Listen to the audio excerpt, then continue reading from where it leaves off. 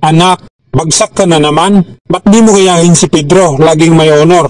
Tay, di pwede na ikumpara mo ako kay Pedro. Bakit naman? Matalino kasi ang kanyang tatay.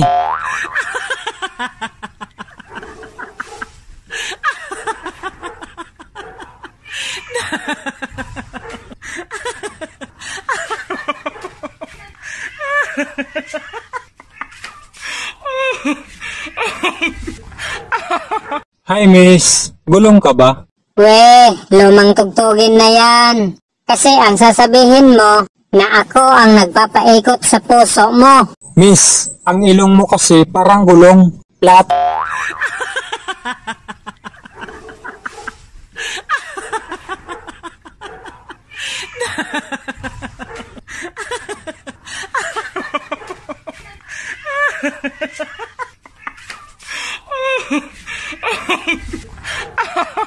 Oh, Pedro, lundag na. Kapitan, pwede po bang magtanong bago ako lumundag?